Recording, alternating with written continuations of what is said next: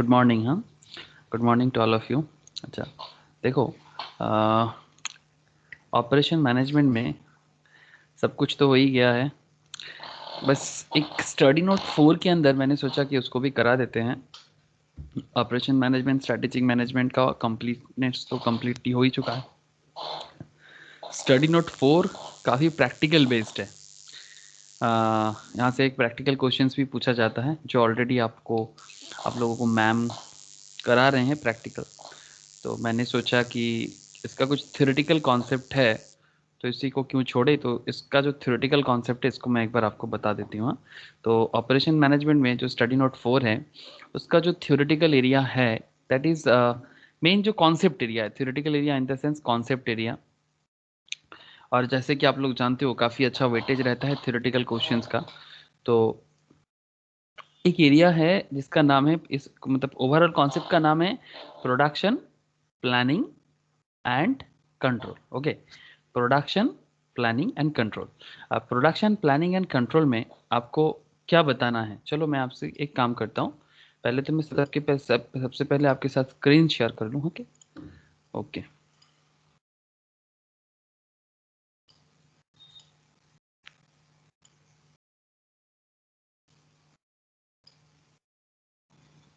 तो जैसे कि आप देख पा रहे हो स्क्रीन आपको दिख रहा है, और स्क्रीन में आप क्या देख पा रहे हो, प्रोडक्शन प्लानिंग एंड कंट्रोल। इसमें जो थ्योरेटिकल जो एरिया है मेनली जिस पे मैं डिस्कस करने वाला हूँ आज आपके साथ, प्रोडक्शन प्लानिंग एंड कंट्रोल, इसका intro part. After that I must discuss time study, work study, method study and job evolutions, ये क्या होता है। एंड फिर मैं आपके साथ डिस्कस करने वाला हूँ JIT and lean operations. These are the areas of theoretical areas जिस पे मैं आपके साथ डिस्कस करूंगा। ठीक है, तो सबसे पहले एक काम करते हैं, production and planning and control जो इस चैप्टर का नाम ही है, पहला बात तो इसी मुद्दे पे कर लिया जाए। ठीक है, तो आई होप आप स्क्रीन देख पा रहे हो, और जो टॉपिक है काफ़ी इंटरेस्टिंग वे में आज इसको डिस्कस करेंगे, आपको पूरा का पूरा आइडिया भी लग जाएगा। ठीक है, तो जैसे कि आप यहाँ पर देख सकते हो कि इंट्रोडक्शंस में कह रहा है कि प्रोडक्शन प्लानिंग कंट्रोल। प्रोडक्शन, देखो कोई भी चीज़ हमको बनाना है, ठीक है, चाहे आप एक मोबाइल मैन्युफैक्चर करो, चाहे आप एक साबुन मतलब शॉप मैन्युफैक्चर करो, चाहे आप तेल मैन्युफैक्चर करो, चाहे आप टोमेटो केचप मैन्युफैक्चर करो, जैसे जो भी आपको जो भी चाहिए आप उसको मैन्युफैक्चर करो, बट उसका ना एक प्रॉपर प्लानिंग एंड एक प्रॉपर कंट्रोल होना चाहिए ऑर्गेनाइजेशंस के अंदर। मतलब जो भी मैन्युफैक्चरिंग एंटिटीज़ होते हैं उस मैन्युफैक्चरिंग एंटिटी के अंदर, जैसे अगर आप एक किताब मैन्युफैक्चर कर रहे हो, जैसे कि जहाँ पर प्रिंटिंग्स का काम होता है, तो वहाँ पर भी बहुत इंपॉर्टेंट होता है कि प्रॉपर तरीके से उसको प्लान करना एंड प्रॉपर तरीके से उसको कंट्रोल करना। आई होप आप बात समझ पा रहे हो। तो exactly these are the area जिस पे मेनली यहाँ पर हम लोग बात करेंगे। Production planning control can be viewed as the nervous system of production system. मतलब ये जो है ना, ये प्रोडक्शन सिस्टम का नर्वस है, मतलब नर्व है। नर्वस सिस्टम मतलब जो नर्व है, मतलब जो एकदम नस नस में बोलते हैं ना, तो नस है ये। द प्राइमरी कंसर्न, इसका जो मेन कंसर्न एरिया है, the primary concern of production planning and control is the delivery of product to customer, this is the primary. और टू इन्वेंट्री स्टॉक, मतलब जरूरत के हिसाब से स्टॉक को इन्वेंट्री मतलब मेंटेन करना, inventory stock according to some pre determined schedule.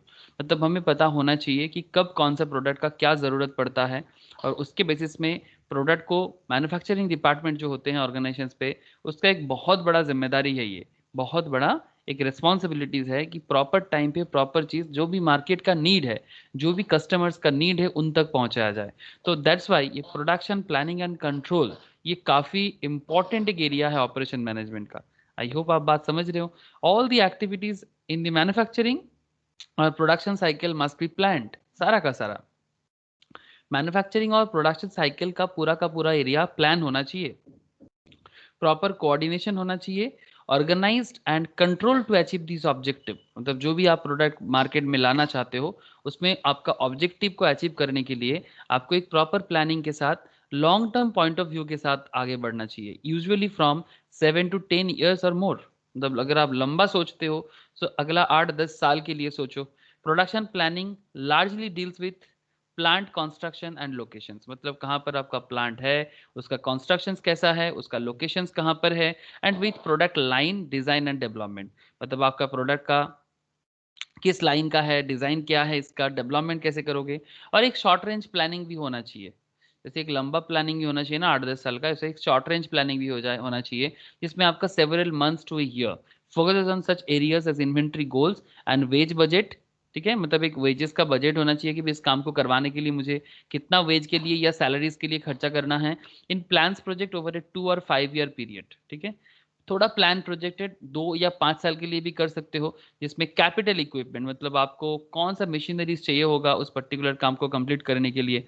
हर काम पे मशीनरीज तो चाहिए होता है ना, तो एग्जैक्टली तो कौन सा मतलब मशीनरीज आपको चाहिए, ये एक बहुत इंपॉर्टेंट एरियाज है। Reflects the short range activities and focuses on the issues and problems that arises in the planned utilizations of the labour force. Labour force में क्या चेंजेस आ सकता है, मतलब आपको कितना लेबर चाहिए काम को करवाने के लिए, मटेरियल्स कहाँ से चाहिए, किस तरह से चाहिए, फिजिकल फैसिलिटीज क्या होना चाहिए that are required for manufacturing the products in accordance with the primary objective of the firm. तो प्राइमरी ऑब्जेक्टिव एकदम सिंपल है, the primary concern of production and planning control is delivery of the products to customers और to inventory stocks according to the some pre determined schedule. तो ये जो आपने अभी देखा कि किस तरह से प्रोडक्शन प्लानिंग एंड कंट्रोल होता है। Production systems are usually design to produce a variety of products and are therefore complex. In such a complex system anything can happen, कुछ भी हो सकता है, usually it is so, therefore it is vital to exercise some kind of control over the production activities. ठीक है, इसलिए control होना भी जरूरी है। Control is possible only when everything is planned. आप तभी किसी चीज को कंट्रोल कर सकते हो जब आपका हर एक चीज प्लान्ड होता है, चाहे वो एक फैक्ट्री चलाना हो, चाहे वो एक कंट्री चलाना हो, चाहे आप ये कोई आपका स्टेट चलाना हो। ठीक है, मतलब आप बात समझ रहे हो कि सपोज आप एक स्टेट का सीएम हो, एक चीफ मिनिस्टर हो, और आप उस स्टेट का डेवलपमेंट करना चाहते हो। ठीक है, तो आप जिस स्टेट का सीएम हो, चलो कोई बात नहीं, ना तो आप हो ना तो मैं हूँ, बट फिर भी एक मान ले रहे हैं, हम सबको पता है कि कौन कहाँ का क्या सीएम है। बट प्रॉब्लम यही है कि आप अपना स्टेट को एक एक लेवल में डेवलप करना चाहते हो, that is your primary objective, कि आपका जो कस्टमर्स है यहाँ पर, दैट इज आपका जनता। ठीक है, कि व्हाट द पीपल नीड्स, ये जरूरी बात, मतलब ये ऑब्वियसली एक बहुत बड़ा पॉइंट है कि आप सबका नीड पूरा नहीं कर सकते, ये पॉसिबल नहीं है, बट फिर भी एक एक आपका प्लान तो होना चाहिए कि मैं अपने स्टेट्स के लिए at least maximum 70% of the population के लिए मैं ये करना चाहता हूँ, and according to that you must have a plan. आपको वो प्लान भी होना चाहिए और उस प्लान को एग्जीक्यूट भी करना चाहिए। तो अगर प्लान रहेगा तभी ना आप अपने स्टेट का डेवलपमेंट का ना कंट्रोल कर सकते हो, नहीं तो और कुछ नहीं, सब बिखर जाता है। एवरीथिंग विल बी मतलब फिनिश्ड, मतलब जो भी आप करना चाहते हो ना, सब पूरा का पूरा ना एक खिचड़ी पक जाएगा और कुछ नहीं बनेगा। तो चाहे बात इंडिया का हो, चाहे बात स्टेट का हो, चाहे बात एक फैक्ट्री का ही क्यों ना हो, ठीक है, चाहे एक इंडस्ट्री का ही क्यों ना हो, तो हर लेवल पे ये ऑपरेशंस कंट्रोल, प्लानिंग कंट्रोल, आप इसको इस पर्टिकुलर मुद्दे को यूज कर सकते हो। आई होप आपको समझ में आ रहा है।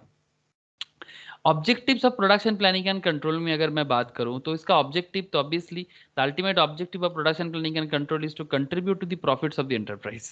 ठीक है, मतलब आप एज ए कॉस्ट अकाउंटेंट, ठीक है, आपका ऑब्जेक्टिव तो ऑब्वियसली होगा ना कि आप वही करना चाहोगे प्रोडक्शन प्लानिंग एंड कंट्रोल में।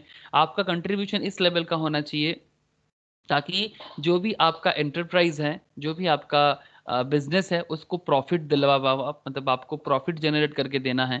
तभी तो एक ऑर्गेनाइजेशन मूव ऑन कर पाएगा। मूव ऑन करने के लिए प्रॉफिट होना बहुत जरूरी है। Accomplished by keeping the customer satisfied through the meeting of delivery schedules.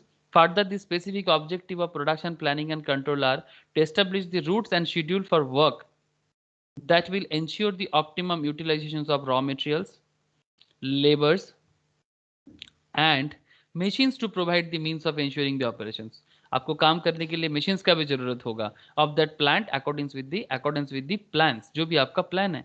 Production planning and control is essentially concern with the control of work in process. Control of work in process मैं आपको दिखाऊंगा अभी एक real life examples के साथ। मैं आपको बताऊंगा कि किस तरह से वर्क इन प्रोग्रेस को कंट्रोल किया जाता है।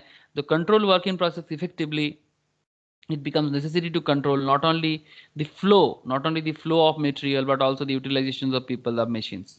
ठीक है, मतलब सिर्फ मटेरियल का फ्लो होने से ही नहीं होगा, आपको पीपल एंड मशीन्स, जो मशीन्स यूज करोगे और जो आप जिस लोगों को देख के आप काम करवाओगे, उनको भी आपको मेंटेन करना पड़ेगा प्रॉपर वे में। ठीक है, तो प्रोडक्शन प्लानिंग कंट्रोल्स का ऑब्जेक्टिव पढ़ने से पहले एक 3 मिनट का मैं कुछ आपको दिखाना चाहता हूँ, तो प्लीज़ पेशेंस के साथ देखिएगा, और तभी जाके आप प्रोडक्शन प्लानिंग एंड कंट्रोल का बाकी पॉइंट्स ना बड़ा इजीली अंडरस्टैंड कर सकते हो। इट्स माई मतलब प्रॉमिस कि आप बहुत इजीली समझ सकते हो।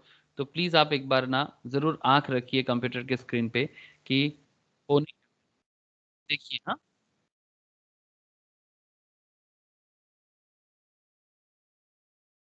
ये आपका साबुन बन रहा है लक्स का। This is how lux shop is produced in the factory, modern food processing plant and wool harvesting skills. ठीक है, तो पहले आप तो देखिए कि किस तरह से लाख साबुन बनता है फैक्ट्रीज में।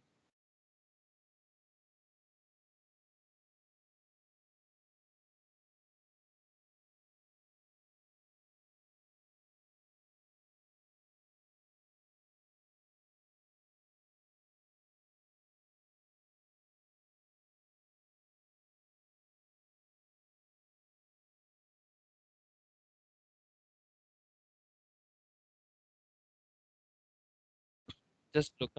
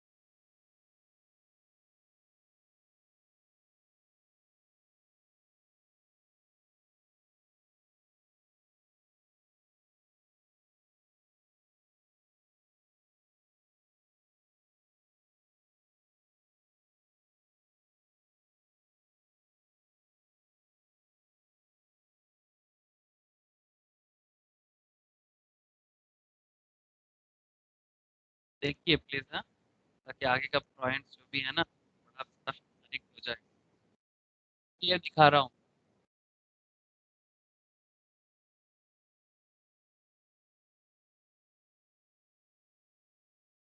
Action planning.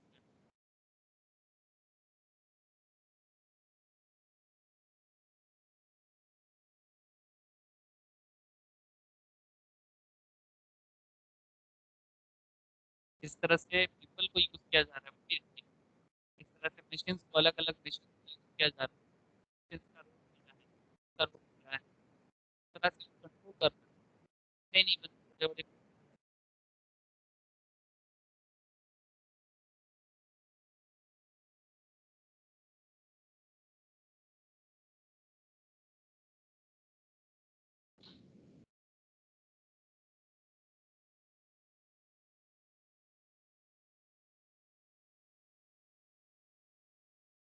पैकेजिंग का क्या, एंड कस्टमर्स के पास पहुंचने के लिए एक पैकेजिंग हो गया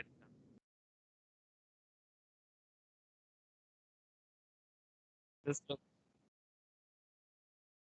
तो अभी देखिए कुछ चीजें मार्केट में चला जाएगा,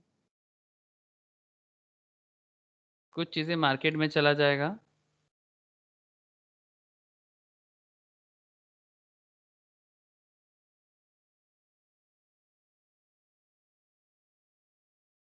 वो बाद में वाला जो था वो ऊल प्रोसेसिंग का था, जो गाय भैंस के चामड़े से वगैरह से होता है।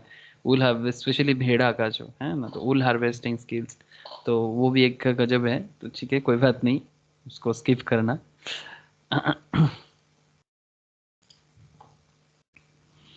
तो आई होप आप समझ पा रहे, ठीक है, कि किस तरह से पूरा का पूरा मैटर होता है, ठीक है। तो हर चीज़ हम लोग देख नहीं सकते, तो कुछ कुछ चीज़ें सीरियसली बहुत ही गजब टाइप का लगता है। तो that is how the objective of production planning and control, ठीक है। तो इसमें आप अभी एक एक पॉइंट आप देखो, तो analyse the orders to determine the raw materials and parts that will be required for their completions. अब आपको क्या बताऊं मैं इस लाइन के बारे में, जो ऑलरेडी आप समझ गए, जो आपको मैंने अभी जो वीडियोस हम लोगों ने अभी देखा, ठीक है, किस तरह से लक्स का शॉप क्रिएट रेडी होता है, किस तरह से वेजिटेबल्स चिप्स रेडी होते हैं, किस तरह से पोटैटो चिप्स रेडी होते हैं, ठीक है।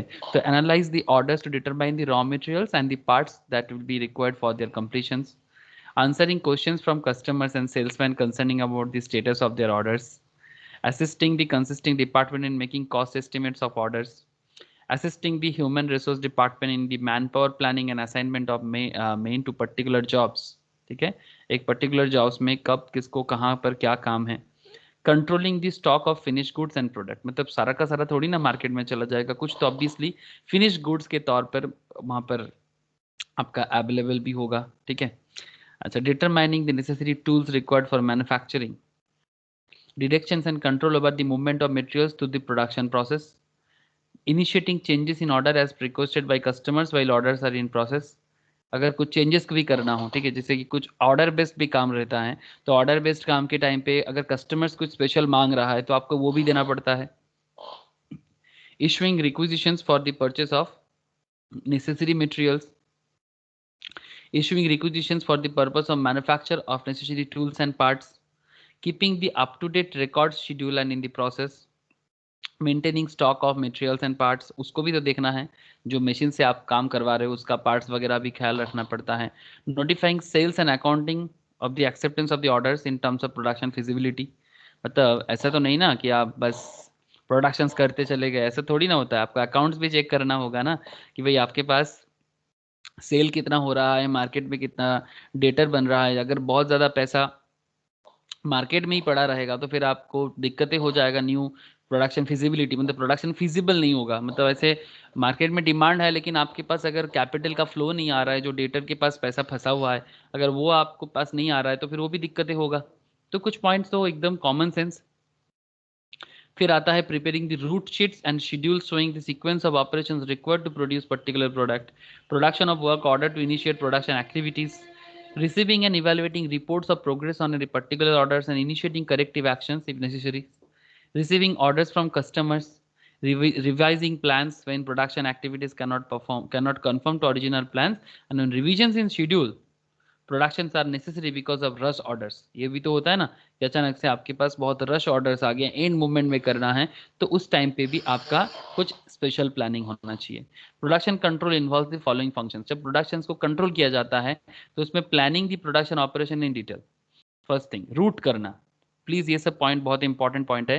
प्रोडक्शन कंट्रोल का क्या क्या फंक्शन है, पहले तो प्लान कर लो कि क्या प्रोडक्शन पे क्या करोगे, फिर रूट बना लो। Routing is that is the laying down the path for work. जिस तरह से आपने देखा ना मशीन्स किस तरह से काम कर रहा था, मेन मशीन्स किस तरह से काम कर रहा था, that is laying down the path for the work to follow and their order in which the various operations will be carried out. Okay, फिर आता है शेड्यूल करना। शेड्यूलिंग में क्या होता है, establishing the quantity of work to be done, कितना काम करोगे, and fixing the timetable for performing the operations. मतलब आप एक टाइम टेबल भी बना लो कि इस पर्टिकुलर ऑपरेशंस को करने में हम कितना टाइम लगाएंगे।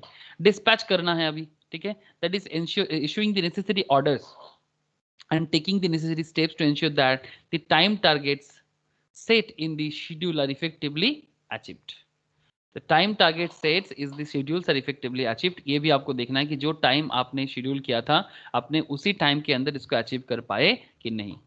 फिर आता है फॉलो अप। डिस्पैच करने के बाद आपको फॉलो अप भी करना है। ऐसा नहीं कि माल आपके गोडाउन से डिस्पैच हो गया तो फिर आप उसके बाद फॉलो अप ही नहीं कर रहे, तो ये एक बहुत खराब बात हो जाएगा।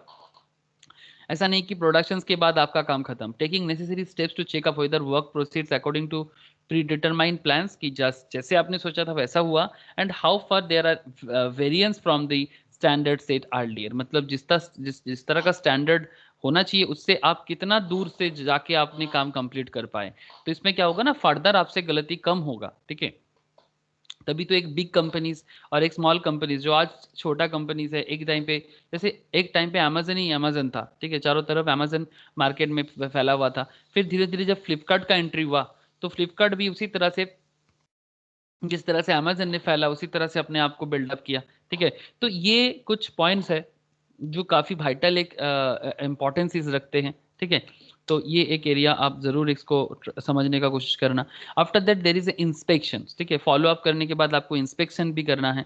Conducting occasional checkups for the products manufactured और assembled to ensure high quality of the productions. ये भी देखना है कि सब कुछ एकदम क्वालिटी वाइज हो रहा है कि नहीं हो रहा है, इसको भी आपको चेक करना है। आई थिंक वो पूरा का पूरा वीडियो जो आपने देखा, जिसमें आपने लाख शॉप का देखा, फिर आपने चिप्स बनाने का देखा, vegetable chips, and also there is a potato chips. I think वहीं से आपको क्लियर हो गया होगा कि एग्जैक्टली कैसा, मतलब क्या होता है, ठीक है। तो these are the areas you have to focus in production planning and control. Okay, अब नेक्स्ट पॉइंट मतलब इसी पॉइंट पे जो एक चार्ट है, जैसे ये पूरा का पूरा चार्ट, जैसे कि आप क्या कर सकते हो, सबसे पहले तो मैच दी टू ऑप्टिमलिटीज। ऑप्टिमलिटीज मतलब आपको इस तरह से काम करना है कि ताकि आपका प्रोडक्शंस का जो ओवरऑल प्लानिंग है वो एकदम प्रॉपरली हो। तो सबसे पहले तो आप रूटिंग करोगे, है ना, रूट तो बनाना होगा ना कि मैं इस तरह से काम को करूंगा। फिर रूट करने के टाइम पे सिलेक्शन दी पथ और route over which every place is to travel to transform from raw material to finish goods. जैसे कि आपने देखा कि पूरा का पूरा मशीन्स किस तरह से रॉ मटेरियल्स को एक फिनिश प्रोडक्ट्स में पहुंचाया। हाँ, आपने देखा ना पोटैटो चिप्स में, एंड ऑल्सो वेजिटेबल चिप्स में, एंड ऑल्सो साबुन किस तरह से बना, बड़ा गजब ही देखने में था। आई होप आपको बड़ा अच्छा लगा हो और समझ में नहीं आया हो। सबसे इंपॉर्टेंट थिंग समझने में आया हो। तो रूटिंग करना है। फिर आपको एक arrangement of different machines involve in manufacturing, जो जो मशीन्स उसमें इन्वॉल्व रहते हैं उसको भी आपको शेड्यूल करना है। फिर आपको डिस्पैच करना है। डिस्पैचिंग में act of assigning specific task होते हैं, स्पेसिफिक वर्क सेंटर्स के ऊपर डिपेंड करते हैं, to be performed in a specific sequence. एक सीक्वेंस भी तो मेंटेन करना है डिस्पैचिंग करने के टाइम पे कि भाई इसके बाद ये जाएगा, उसके बाद वो जाएगा। ये जो एक तरीका है, एक्चुअली ये सब चीज़ें ना सिर्फ पढ़ के समझ में नहीं आता है, पढ़ना तो पड़ेगा फिलहाल, पर जब काम करोगे ना रियल फील्ड में, तो आप खुद ब खुद, या फिर अपना कोई खुद का अपना बिजनेस होगा ना, तो आप ऐसे ऑटोमेटिक समझ जाओगे। जैसे मेरा कुछ स्टूडेंट्स और भी है जो ऑलरेडी कुछ बिजनेस भी करते हैं, किसी किसी का फैमिली बिजनेस है, एक का वाटर प्लांट है, एक का लेदर इंडस्ट्रीज है। तो मैं उन लोगों से बात करता हूँ तो वो किस तरह से पूरा का पूरा वाटर प्लांट को चलाते हैं, exactly these are the process, ठीक है। वाटर प्लांट में किस तरह से मशीन्स काम करते हैं, फिर पानी भरता है, फिर पैकेजिंग होता है, फिर सील होता है, फिर उसको डिस्पैच करते हैं, फिर उसको फॉलो अप भी करना पड़ता है to examine whether work is going on as per the plan. ठीक है, और जो भी लोग काम कर रहे हैं वो सब कुछ एकदम सही तरह से निभा रहे कि नहीं निभा रहे। तो overall everything is depending in the production planning and control, तब जाके आपका बिजनेस ना अपना एक जगह बना पाता है। ठीक है, सिर्फ प्रोडक्शन मैनेजमेंट मतलब सर आप समझ रहे हो ना, ऑपरेशंस मतलब एक बिजनेस को किस लेवल पे ले जाके आप उसको ऑपरेट कर सकते हो। आई होप आपको पूरा का पूरा प्रोडक्शन कंट्रोल का टेक्निक समझ में आया। ठीक है, तो ये टेक्निक याद रखना, इट्स इंपॉर्टेंट एरिया था स्पेशली इन थ्योरेटिकल क्वेश्चंस। ठीक है, अब बाकी कुछ पॉइंट्स आपको ऐसे ही समझ में आ जाएगा, जैसे basic types of production control कैसे हैं। जैसे एक होता है 6 types of, normally basic production control can B of 6 types. Normally 6 type का प्रोडक्शन कंट्रोल होते हैं। ठीक है, तो 6 टाइप ऑफ प्रोडक्शन कंट्रोल में जैसे आप यहाँ पर देख सकते हो, ब्लॉक कंट्रोल क्या है, block control. This type of control is most prominent in textiles and book, ठीक है, and magazine printing. Textile, book and magazine printing में ना ब्लॉक कंट्रोल यूज होते हैं। In this industries it is necessary to keep things separated, हर एक को एक दूसरे से अलग रखना है। जैसे चिप्स के केस में आपने क्या देखा कि चिप्स को अलग करने का जरूरत नहीं है, बट किताब वगैरह के केस में सबको अलग अलग करना है। This is the fundamental reason why industries resort to book block control. ठीक है, तो अगर टेक्सटाइल इंडस्ट्रीज हो, अगर बुक्स इंडस्ट्रीज हो, मैगजीन इंडस्ट्रीज हो, जहां पर आपको प्रोडक्ट को ना एक सेपरेट लेवल पे अलग अलग करके रखना पड़ता है। नॉर्मल चिप्स वगैरह हो तो इसको अलग करने का जरूरत नहीं, आप अलग कर भी नहीं सकते। फ्लो कंट्रोल, आपने देख रहा था ना किस तरह से फ्लो हो रहा था और उसको कैसे कंट्रोल भी कर रहा था। This type of control is completely applied in industries like chemicals. Flow को कंट्रोल करना चाहिए आपको केमिकल्स इंडस्ट्रीज में। पेट्रोलियम पे बहुत ज़्यादा फ्लो हो सकता है तो उसको कंट्रोल तो करना ही पड़ेगा। ग्लास इंडस्ट्रीज में and some areas of food manufacturing and processing में, वहां पर आपका फ्लो कंट्रोल बहुत इंपॉर्टेंट है। Once the production system is thoroughly design, the production planning and control department controls the rate of flow of work into the system and checks it as it comes out of the system. But under this method routing and scheduling are done when the plant is laid out. That is to say, मतलब इसी के अंदर आ जाता है आपका routing करना, मतलब जो रूट बनाना, मतलब कौन से नेटवर्क में जाके कैसे आप रूट बनाओगे। जैसे होता है ना रूटिंग, मतलब राउटर जैसे हम लोग बोलते हैं, वो क्या करता है, नेटवर्क को रास्ता देते हैं, नेटवर्क के लिए रोड बना के देता है ताकि प्रॉपरली नेटवर्क काम कर सके। नेटवर्क को रास्ता बना के देता है ताकि नेटवर्क प्रॉपरली अपना एरिया चूज कर सके, एक अपना रास्ता बना के चल सके। तो एग्जैक्टली वो आपका हो जाता है फ्लो कंट्रोल के कॉन्सेप्ट में। फिर आता है आपका लोड कंट्रोल। हाँ, लोड पड़ सकता है। ठीक है, load control typically found where the particular bottleneck machines exist in the process of manufacturing. तो अगर मशीन्स पे ज़्यादा लोड आ जाए तो उस पर लोड को कंट्रोल करना है। जैसे इलेक्ट्रिसिटी जनरेशन पे आई थिंक लोड एक बहुत इंपॉर्टेंट कॉन्सेप्ट होगा। ऑर्डर कंट्रोल, ये भी तो एक बहुत एरिया बड़ा है। जैसे कि आप अगर आज के डेट में ऑनलाइन कंपनीज देखते हो, ठीक है, the most common type of production control is called order control. This type of control is commonly This type of control is commonly employed in companies with intermittent production system. This is so-called job lot shops. Under this method, orders come into the shop for different quantities. अलग-अलग quantities का order आते हैं for different products. अलग-अलग product का भी. Therefore, productions planning and control must be based on the individuals orders. मतलब सबका अलग अलग ऑर्डर्स होगा, किसी का एक टाइप ऑफ ऑर्डर तो हो ही नहीं सकता। ठीक है, तो अलग अलग ऑर्डर को मेंटेन करने के लिए आपको ऑर्डर कंट्रोलिंग तो करना ही पड़ेगा। फिर आता है आपका स्पेशल प्रोजेक्ट कंट्रोल। ठीक है, स्पेशल प्रोजेक्ट कंट्रोल में आपका आ जाएगा जैसे कि अगर प्रोजेक्ट अलग अलग है, special production control is necessary in certain projects like the construction of bridges, है ना। ब्रिज वगैरह तो प्रोजेक्ट लेके होते हैं। Office buildings, okay, office buildings भी प्रोजेक्ट से होते हैं। Schools, college, universities, hospitals and any other construction industries. Under this type of control, instead of having sets of elaborate forms for tools and scheduling, a man or group of men keeps in close contact with the work। ठीक है, ये हो जाएगा आपका special project control. And last type of control is called batch control. आप लोग batch costing किए हो ना, एग्जैक्टली। तो batch control is another important type of production control which is frequently found in the food processing, ठीक है, industries. जैसे आप देख रहे थे ना कि बैच बैच सब्जियां किस तरह से डाला जा रहा था। Production control in batch system of control operations with A set of ठीक है। तो ये कुछ एरियाज था जो 6 टाइप ऑफ, बड़ा इंटरेस्टिंग एंड इंपॉर्टेंट था। Basic types of production control, 6 types of block, flow, load, order, special, batch. Okay. Production planning and control in continuous production system. Production planning and control in continuous production system.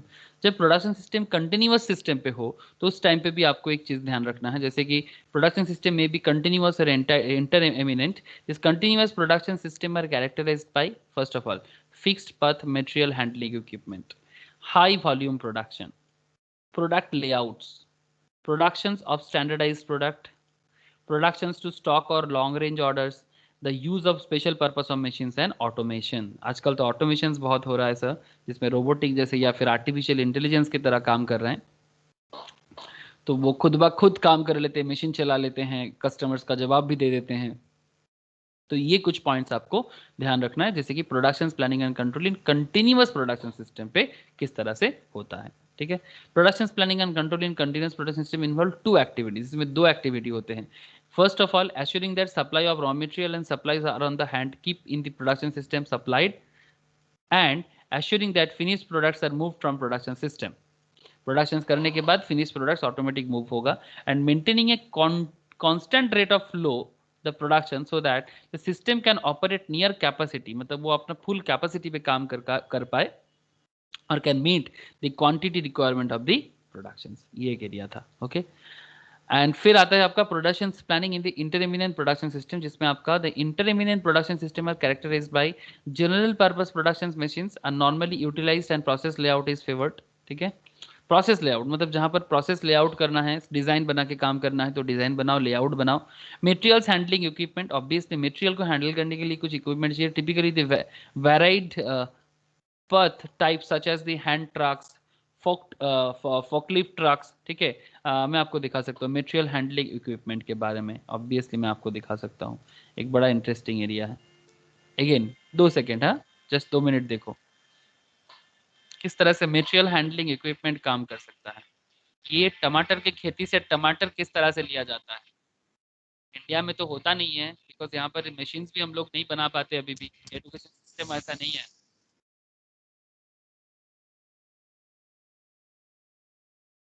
Just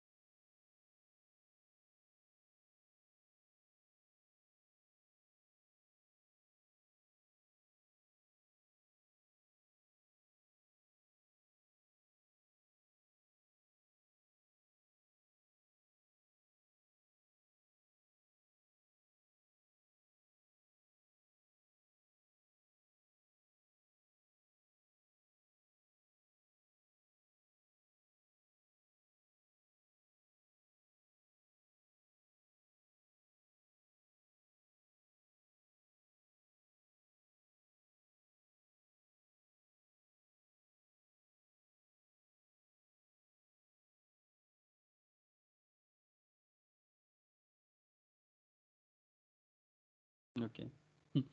तो I hope you understand कि material handling equipment is typically of varied birth types such as hand trucks, forklift trucks, there are lots of things, जैसे कि आप देख रहे हो यहाँ पर टमाटर की खेती में किस तरह से टमाटर को अलग किया जा रहा है। हाँ, तो दैट्स अ वेरी इंटरेस्टिंग। हाँ, रिलेटिवली हाई कॉस्ट, हाँ ऑब्वियसली मतलब जब इस तरह का होगा तो कॉस्ट हाई होगा। स्किल्ड लेबर चाहिए is needed to turn out the various quantities and types of the product. अलग अलग मशीन्स यूज होगा तो फिर आपको स्किल्ड लेबर भी चाहिए। The company generally manufactures a wide variety of products for the majority of items, sales volumes and consequently production order size are small in relation to the total productions। तो ये कुछ areas हैं। ठीक है। तो समझ में आ रहा है। आज कुछ ज़्यादा ही मैं आपको वीडियो दिखा रहा हूँ ताकि आपको मैं समझा पाऊँ। Time study, work study, method study and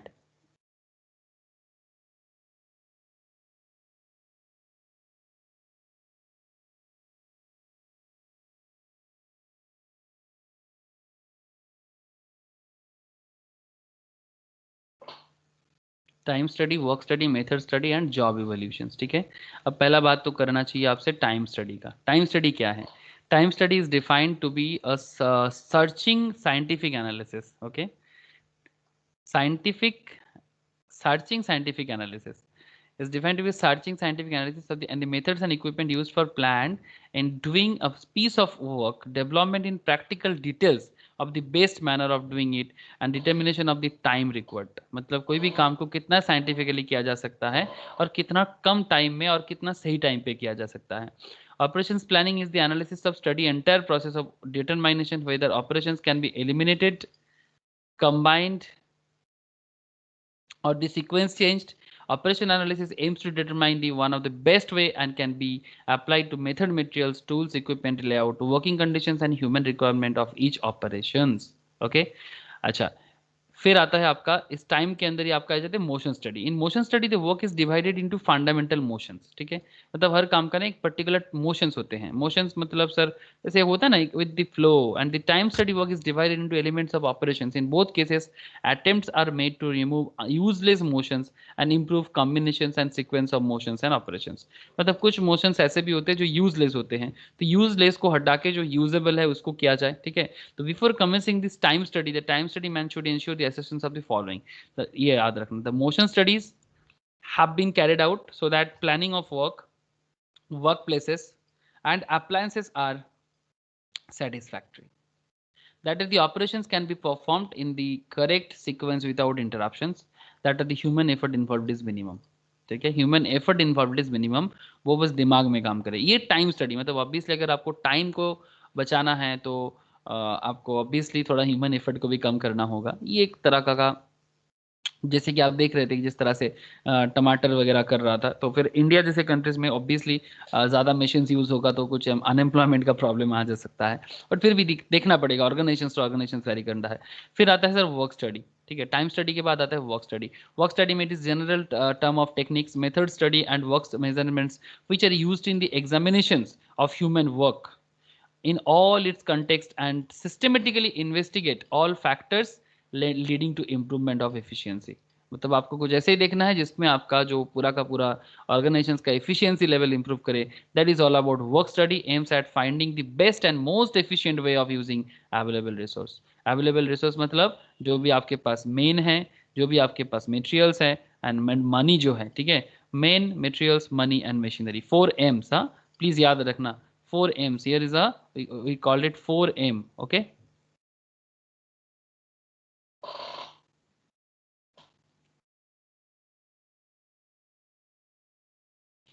तो 4 M's, main, machines, money and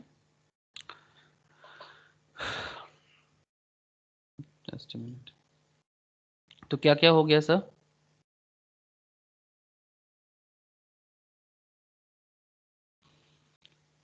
4 M's, main, materials, money and machineries। Once the method study has developed and improved procedures for doing a work, the work measurements or time study will study the time of complete a job। फिर आता है आपका method study. Method study program must include the following features. First, uniform applications. Okay, applications जो होगा वो एक uniform तरह से होगा, मतलब ऐसा नहीं कि हर तरह से एप्लीकेशंस आ रहा है, मतलब एक सिंगल एंड यूनिफॉर्म एक ही तरीका होना चाहिए एप्लीकेशंस करने का। And after that there is a establish standard practice. एक स्टैंडर्ड प्रैक्टिस होना चाहिए कि मतलब इस काम को इसी तरह से करना चाहिए, उसका एक स्टैंडर्डाइजेशन होना चाहिए। Continuous overview and credit distribution. A new and improved method development in one department should be spread out to the entire plant, preferably with further improvements। मतलब अगर एक डिपार्टमेंट ने कोई अच्छा डेवलपमेंट किया काम पे, तो फिर दूसरा ऑर्गेनाइजेशन मतलब डिपार्टमेंट को भी उसको स्प्रेड करना चाहिए। For successful control of method study the enthusiastic cooperation. हाँ, मतलब यही तो सबसे बड़ा चीज़ है ना कि इंथुसियाज्म, मतलब सबके अंदर ना एक इंटरेस्ट क्रिएट करके काम करना। काम तो हर कोई करता है सर, काम हर ऑर्गेनाइजेशन करना चाहता है, बट अगर एंथुसियाज्म कम हो जाए ना तो फिर वो ऑर्गेनाइजेशन आगे जाके ज़्यादा देर जाता नहीं है। और every employ is required to gain employee cooperation. Distributions of credit is essential। It has been correctly said that a good methods department rarely takes credit of an original idea। Its success lies in getting new ways and methods adapted promptly, universally, continuously, cooperatively towards the improvement of productivity। Okay. And last thing आता है job evolutions. अब job को कैसे evolute करोगे, मतलब किसको कौन सा जॉब दिया जाए। Job evolution is the ranking, grading and weighting of essential work characteristic of all jobs in order to find out the rate the worth of the jobs. It is systematic approach to ascertain the labor worth of each job and is very important concern for all employers. Job evaluation aims at fairness and consistency so far as all wages and salaries are concerned with an organization, and systematic, impartial. It stimulates confidence and of the employees. There are three types of evaluations of all jobs. तीन तरह का job evaluations हो सकता है, please इसको जरूर एक बार देख लो. First thing, very important points job evolutions का, ये 3 point. Preparations of preliminary description of each existing job, analyzing each job to arrive the final job description and specifications, and analyzing each job according to its approved descriptions in order to determine its worth and or value. तो ये तीनों चीज job evolutions पे बड़ा important है. And फिर आता है आपका job description and specifications. The understanding of the job content और job description is the primary requirement. Job specifications and derived from the job descriptions which have already been approved.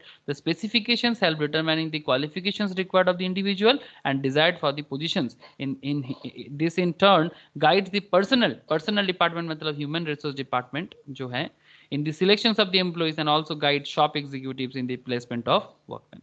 मतलब industry में क्या है, human resource department को देखना पड़ता है कि किसको कौन सा जॉब देना चाहिए, उसके ऊपर डिपेंड करके उसका डिग्री, उसका जो भी पढ़ाई है वो बहुत इंपॉर्टेंट मायने रखता है. जैसे एक इंजीनियर को इंजीनियर जैसे काम असाइन करना चाहिए, एक कॉस्ट अकाउंटेंट को कॉस्ट अकाउंटेंट की तरह, एक चार्टर्ड को चार्टर्ड की तरह, लॉयर को लॉयर की तरह, एक लेमैन को लेमैन की तरह. तो जिसको जो चाहिए उसके रिगार्डिंग वो ह्यूमन रिसोर्स डिपार्टमेंट या पर्सनल डिपार्टमेंट काम करते हैं. ठीक है. और अगर शॉप में वो कौन सा वर्कमैन कहाँ क्या काम करेगा, it's a very important areas. Okay. तो आई होप आपको समझ में आ रहा है.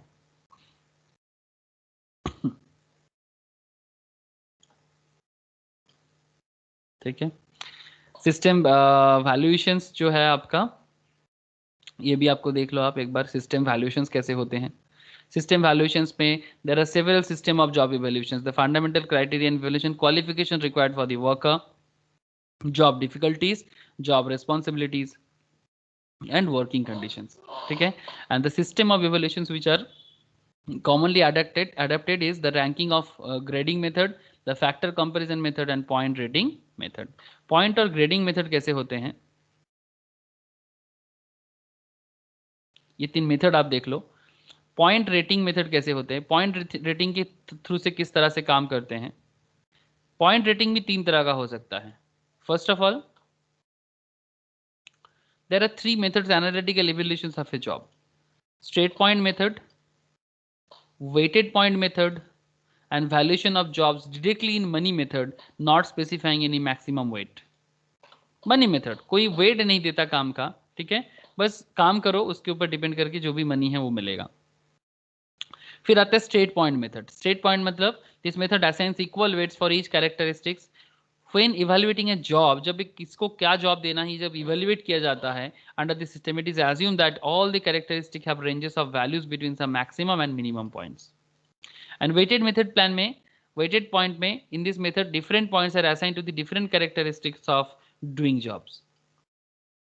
And direct to money methods में क्या होता है, very interesting. After selecting the job characteristic, कि job का character क्या है, the 10 key jobs where rates are believed to be correct are taken and the present wage rates of jobs are distributed to the job characteristic by each analyst. The jobs are then ranked by the analyst and each characteristic in order to degree to which that characteristic is present. They serve as a check to show up any errors made in the original distributions of the wages rate to the various characteristic. मतलब किस तरह का character को कैसा मतलब wages या salaries दिया जाएगा, ये एक बहुत ही इंपॉर्टेंट एरिया. बिकॉज तभी तो मतलब सबका सैलरीज जो अलग होता है ना, तभी तो सबका वेजेस अलग होता है. तो that is the important areas. किसको कितना सैलरीज होना चाहिए, किसको कितना वेजेस होना चाहिए.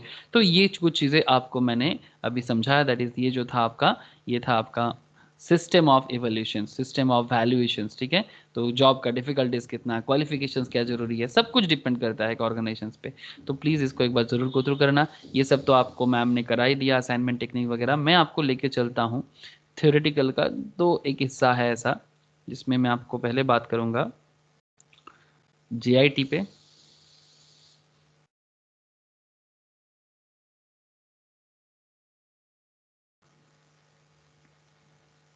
ओके, एक है आपका लीन ऑपरेशन एंड दूसरा है आपका जस्ट इन टाइम। तो पहले मैं आपके ना लीन ऑपरेशंस बताता हूँ कि what is lean operations in productions planning and control में। लीन ऑपरेशंस क्या होते हैं, तो आप देख सकते हैं यहाँ पर lean operation has its roots in Toyota automobile. जैसे आप लोगों को याद होगा कि आप लोगों को मैंने बताया था वो एक काइजेन काइजेन अप्रोच याद है, जो जापान में वो भी टोयोटा ने फॉलो किया था कि ऑलवेज अपना जो सिस्टम है उसको इम्प्रूव करते हुए जाना है, इम्प्रूवमेंट के लिए ऑर्गेनाइजेशन से। सिमिलरली एक लीन ऑपरेशन है, ये भी Toyota automobile company of Japan, where waste was to be avoided at all cost. मतलब जितना हो सकता है आपको ना वेस्ट कम करना है, ठीक है। The waste in time caused by having the repair faulty products. अगर टाइम वेस्ट करते हो तो waste in time caused by having to repair faulty products. The waste of investment, अगर आप इन्वेस्टमेंट को वेस्ट करते हो इन कीपिंग हाई इन्वेंट्रीज, मतलब इसमें क्या होगा, आपका स्टॉक बहुत फालतू का पड़ा रहेगा। And the waste of having idle workers, मतलब अगर कोई काम करने के लिए है पर आप उसको काम नहीं करा पा रहे हो, तो ये भी एक प्रॉब्लम क्रिएट करता है। The elements of lean production are क्या क्या, मेनली लीन प्रोडक्शन। लीन मतलब आप समझ रहे हो ना, प्रोडक्शन तो होगा बट प्रोडक्शन एक लेवल पे नहीं हो रहा है, बिकॉज वहां पर आपका वेस्ट हो रहा है। तो जब भी कोई लीन होता है ना, लीन पैच मीन्स मतलब खराब टाइम, मतलब आप प्रॉपरली यूज ही नहीं कर पा रहे अपने आप को, अपना जो भी आपके अंदर जो भी खूबियां है, आपका जो भी मतलब स्ट्रेंथ है, आप उसको यूज नहीं कर पा रहे, उल्टा वेस्ट हो रहा है। The elements of lean production to consider the organization in terms of supply chain of value streams that extends from suppliers of raw materials through transformations to the final customers, to organize workers in teams, to have everyone in organizations conscious of the of his or her work, to produce products of perfect quality, and to have a continuous quality improvement as a goal. Okay, continuous quality improvement या continuous improvement, जो kaizen approach था। To organise the operation of by product और cellular manufacturing rather than using a functional process day. Okay, to operate the facility in just in time mode, ठीक है। तो just in time पे काम करना है। What is just in time? It's a very very important. Lean programming तो बहुत ही important था, बट उससे भी बहुत बहुत इंपॉर्टेंट एक पॉइंट है जस्ट इन टाइम। यहाँ से तो सवाल कर ही लेगा। तो लीन ऑपरेशन समझ में आया। अब जस्ट इन टाइम क्या है, फटाफट देख लो, बहुत ही इजी कॉन्सेप्ट है। बस जब जो चीज़ जब जरूरत है उस टाइम पे चाहिए आपको, मतलब सही चीज़ सही टाइम पे सही वक्त पे सही जगह पे हो, तो that is the main motto of any any organization. मतलब जो चीज़ जब चाहिए, अगर तब ना मिला तो फिर उस चीज़ का मतलब ही क्या है, जस्ट इन टाइम, ठीक है। जरूरत का चीज़ जरूरत में ही सही लगता है। तो the specific goal of GIT manufacturing is to provide the right quality level at the right place. Customer demand always determines what is right. GIT tries to build only that what internal and external customers want and when they want it. The more focused objective of GIT are produce only the products that customers want. सिर्फ वो बनाओ जो customer चाहते हैं. Produce products only as quickly as customers want to use them. जितना quickly हो सके product को प्रोड्यूस करो, because as customer want to use them, because customers को यूज करना है। Produce product with perfect quality, product को मतलब प्रोडक्ट को प्रोड्यूस करो एक परफेक्ट क्वालिटी की तरह, ठीक है। मतलब आपको सही टाइम पे भी देना है, क्विक भी देना है और क्वालिटी भी मेंटेन करना है। Produce in the minimum possible lead times, जितना हो सकता है कम कम टाइम पे आपको प्रोड्यूस करना है। Very very important areas for any business. अगर बिजनेस को फ्लोरिश करना है तो ये बहुत इंपॉर्टेंट है। Produce products with features that customers want and no others. Produce with no waste of labor, material, equipment. Designate a purpose for every movement to leave zero idle inventory. आपके पास कोई idle inventory ना हो, कोई zero मतलब एक zero inventory भी ना हो। Produce with methods that reinforce the occupational development of workers. Very important areas, ठीक है। तो अब overview of JIT manufacturing. JIT manufacturing में मेनली क्या क्या देखा जाता है, सबसे ज़्यादा तो इन्वेंट्री रिडक्शंस, ठीक है। आपका स्टॉक कम रहेगा, फालतू में स्टॉक पड़ा रहेगा ना, तो फालतू में स्टॉक मेंटेनेंस कॉस्ट बढ़ जाएगा, पड़े पड़े आपका एसेट का डिप्रिसिएशन होगा। तो इन्वेंट्री को रिड्यूस करना है। डब्ल्यूआईपी में ज़्यादा चीज़ें रहेगा ना तो दिक्कत बढ़ेगा। एंड फिनिश गुड्स, ठीक है, इसमें ना एक आपका लेवल मेंटेन होगा। GIT system for reducing inventory levels at all stages of production, for example raw materials, WIP, finish goods, हर जगह में क्वालिटी इंप्रूवमेंट होगा। GIT provides a procedure of improving quality both within the farm and outside the farm. Lead time reductions. With GIT, lead time components such as setup and move times are significantly reduced. Vendor control, मतलब आप seller को भी maintain maintain कर सकते हो and performance improve कर सकते हो। JIT gives the buying organizations greater power in buyer supplier relationship. The firm moves from situations where multiple suppliers are used to a situations where only one or two suppliers are used for supplying most of the parts. With fewer suppliers, the buying organizations has more power because it is making larger purchase from each vendors. ठीक है, also the buying organizations can now impose higher requirements on each suppliers in terms of delivery and quality.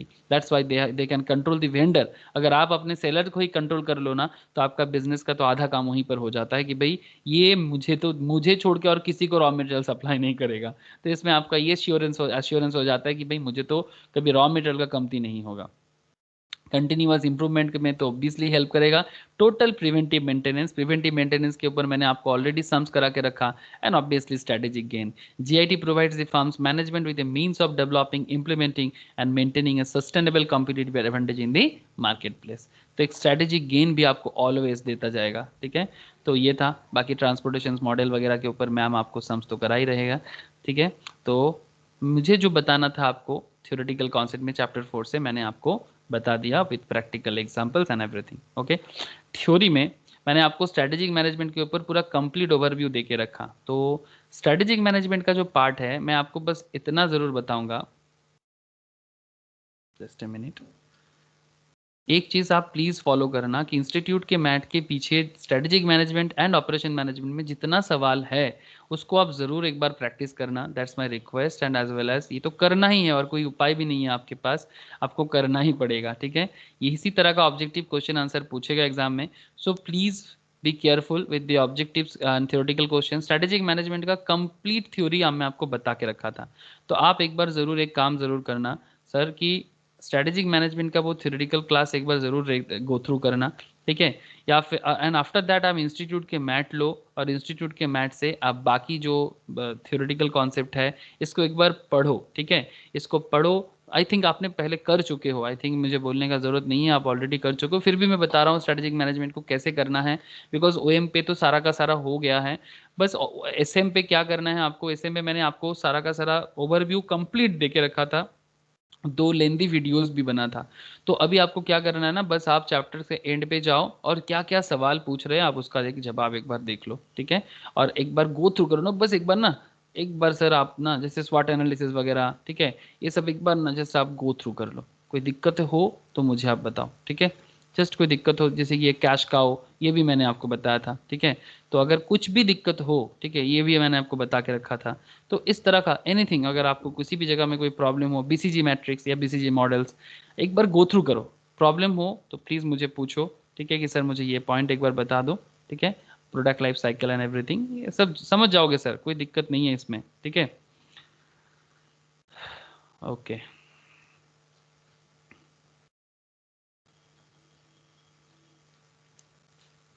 ठीक है sir, हो जाएगा अभी।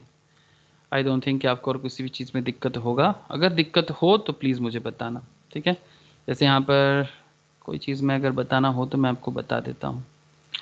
स्वॉट analysis आपको पता हो जाएगा, पेस्टल एनालिसिस आप इजीली समझ जाओगे। मैं कि ऑलरेडी मैं क्योंकि मैंने ऑलरेडी करके रखा।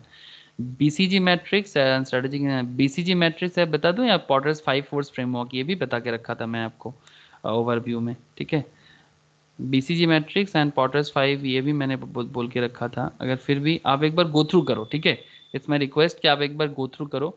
अगर आपको कोई प्रॉब्लम अराइज हो तो प्लीज़ आप मुझे बताओ कि सर मुझे इस प्रॉब्लम में दिक्कत हो रहा है। ये बीसीजी मैट्रिक्स का नाम क्यों बीसीजी है, ये एक ना मतलब ये एक मैनेजमेंट के लिए ये देता है सर, एक एक तरीका बताते हैं मैनेजमेंट के अंदर। इसको ना बोस्टन कंसल्टिंग ग्रुप बनाया था। बोस्टन एक अमेरिका में एक जगह है सर, बॉस्टन बोल के, बॉस्टन कंसल्टिंग ग्रुप ने बनाया था, इसलिए इसका नाम है बीसीजी मैट्रिक्स। इसने ना इसमें बिजनेस का वो एरिया, जैसे कि कुछ बिजनेस में ना कुछ ऐसे एरियाज होते हैं, जैसे एक कंपनी है जिसका, जैसे टाटा, टाटा के पास काफ़ी सारा प्रोडक्ट्स है। तो कौन सा प्रोडक्ट उसको करेंटली मार्केट में ज़्यादा अच्छा डेवलप करा रहा है, ठीक है, तो उसको वो एक रैंकिंग देते हैं। तो एक को वो लो, मतलब कुछ चीज़ अभी लो है वो बाद में हाई हो सकता है। ठीक है, एक मार्केट ग्रोथ के साथ जा रहा है, तो एक को स्टार कैटेगरी में रखेगा, एक क्वेश्चन मार्क में रखेगा, एक कैश काउ में रखेगा।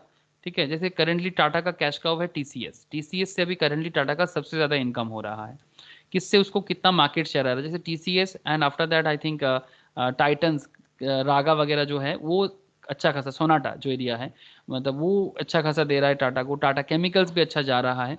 तो लेकिन सब चीज़ जैसे टाटा मोटर्स काफ़ी लॉस में है, वो इसका मतलब ये नहीं कि जो लॉस में उसको बंद कर दे, उसमें आपको सोचना है, ठीक है। तो growth share matrix for the classification of products into cash cows, dogs, rising stars and question marks known as the Boston classification. Stars are the product with a high share of a high growth market in the short term. These require capital expenditure in excess of the cash they generate in order to maintain their market positions. मतलब जितना पैसा इसके पीछे खर्चा किया जा रहा है राइजिंग स्टार्स के लिए, मतलब और पैसा चाहिए इसको मार्केट में अगर आपको लगना है, but promise high returns in the future, future में देगा, that's why stars. In due course however stars will become cash cows, मतलब हो सकता है कि आपका जो करेंटली स्टार पोजीशंस पे है वो आगे जाके आपका कैश काउ बन जाए। मतलब वही आपको जैसे कि टीसीएस को जिस तरह से, टीसीएस अभी टाटा को जिस तरह से बहुत ही हाई वॉल्यूम में मतलब रिटर्न दे के जा रहे हैं। Question marks are the products in high growth market but where they have a low market shares. The decisions needs to be taken about whether the product justify considerable capital expenditure in the hope of increasing their market share, or whether they should be allowed to die quietly as they are squeezed out of this expanding market of rival products. Question mark मतलब कुछ product में आपको सवाल है। Dog are the products with low share of a low growth market, they may be ex cash का, मतलब हो सकता है कि वो पहले बहुत आपको पैसा देता था, जैसे कि टाटा मोटर्स, जैसे कि टाटा के केस में इस क्वेश्चन मार्क में है भाई। करंटली टाटा मोटर्स अच्छा कर रहा है लेकिन अभी थोड़ा क्वेश्चन मार्क आ गया है बिकॉज राइवल्स वगैरह बहुत अच्छा दे रहा है। एक्स कैश काउस भी हो सकते हैं कुछ प्रोडक्ट, जैसे बिग बाजार, अगर आप देखो बिग बाजार में तो बहुत सारा सेक्टर, जैसे बिग बाजार का जो एफबीबी है, जो फूड बाजार है, उसका अलग बहुत ही खराब हालत हो गया। तो may be dogs are the products which low shares of a low growth market, they may be cash cows, मतलब कैश काउ मतलब जो गाय दूध देता है बेसिकली, जिसके लिए आपको पैसा मिलता है, वो पहले आपको बहुत पैसा देता था but have fallen on a hard times. Dog should be allowed to die और शुड बी किल्ड ऑफ। ठीक है, मतलब ये कहा जा रहा है ऐसे तो डॉग को मरना नहीं चाहिए। Although they will show only a modest net cash outflow और even modest net cash inflow, they are cash traps which ties up funds and provide a poor return on investment and not enough to achieve the organization's targeted rate of return. तो ये होता है आपका star cash cow dog question mark. ये अगर मैंने आपको पहले मैं बोला था, अगर कुछ भी पहले अगर मैंने स्किप किया था, ये तो आप जानते हो प्रोडक्ट लाइफ साइकिल में मैंने पहले ही बोल के रखा, ठीक है। बिजनेस का इन्फेंट सिचुएशंस, इस टाइम पे आपको बिजनेस में ना कैश का फ्लो नहीं होता, बट आपका बिजनेस ना एक ग्रोथ स्टेज में होते हैं। फिर आता है आपका star situations, high shares high growth, future में बहुत जोर का रिटर्न देगा ये वाला एरिया, ठीक है। ग्रोथ इंट्रो फिर ग्रोथ। फिर आता है मैच्योरिटीज, मैच्योरिटीज में आपका बिजनेस आपको कैश देगा, तभी कैश काउज का जन्म होता है, मतलब वही बिजनेस तब आपको मार्केट में सबसे ज्यादा रिटर्न देगा। High shares low growth large positive cash flows, ठीक है। ये मैं स्ट्रेटेजिक मैनेजमेंट से बता रहा हूँ, आप समझ रहे हो ना। एंड फिर आता है सर डॉग्स, डॉग्स मतलब सर बिजनेस का वो वाला, अच्छा वेयर हॉर्सेस क्या है, हाई शेयर्स जिसका मार्केट में डिक्लाइन, अभी डिक्लाइन करना चालू करेगा, मतलब धीरे धीरे उसका बिजनेस को जो देना था वो दे दिया, अब नेगेटिव रिटर्न देगा, ग्रोथ पॉजिटिव, कैश फ्लो उसका धीरे धीरे डिक्लाइन करेगा, ठीक है। फिर आता है आपका डॉग सिचुएशंस, मतलब low share low growth, modest positive negative cash flow, cash flow negative हो जाएगा। फिर आ जाता है सर डिक्लाइन पे डोडोज, मैच्योरिटी में 2 point, cash cows and dogs maturity में ही होता है, डिक्लाइन में war horses, war horses and dodos. Dodos मतलब low share negative growth negative cash flow, मतलब अभी बिजनेस इस हालत में बंद हो सकता है। तो ये है product life cycle with market share and market growth classifications. ये मैंने आपको पीएलसी में पहले ही बोला था।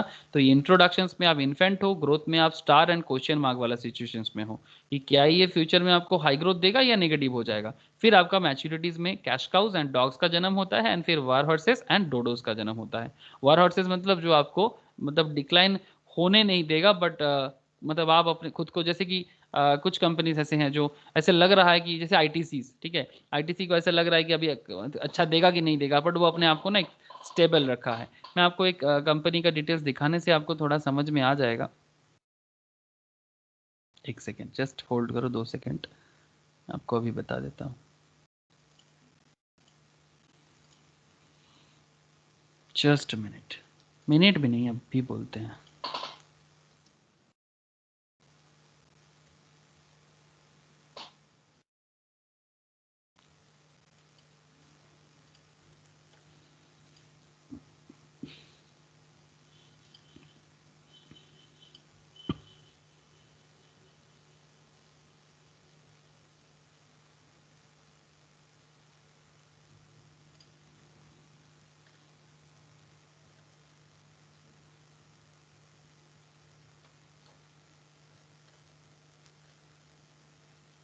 यस देखो, just look at the data, just look at the data.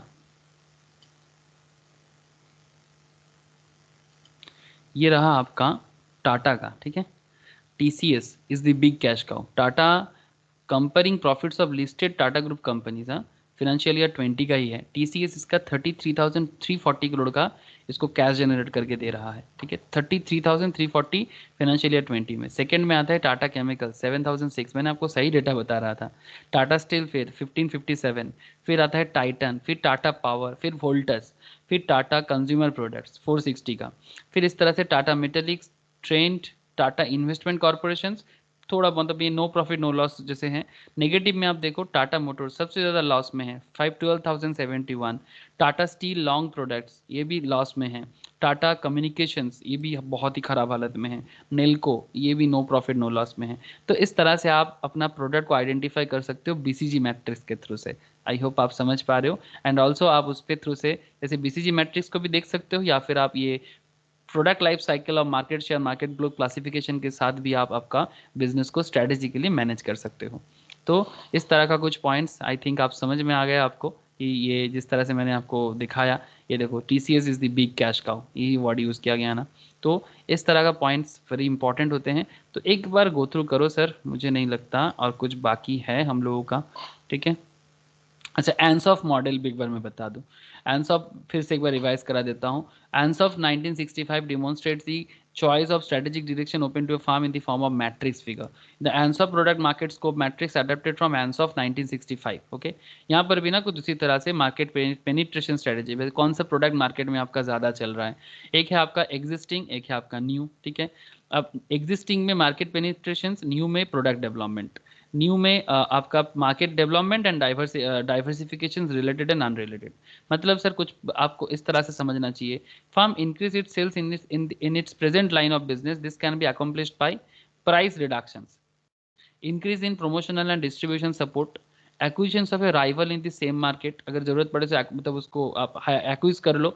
जैसे कि फ्लिपकार्ट ने मिंट्रा को ले लिया था, ठीक है, सेम मार्केट में रहने के कारण। तो जैसे इसी तरह से मतलब सेम मार्केट में है तो उसको एक्विज कर लेते हैं।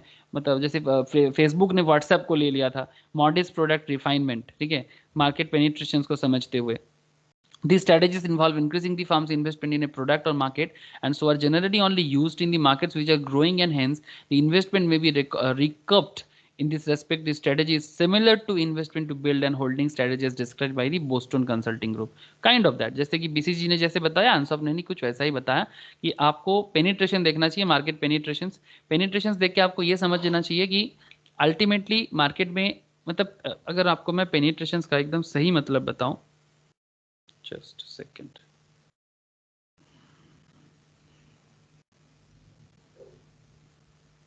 पेनिट्रेशन वर्ड का एकदम सही मतलब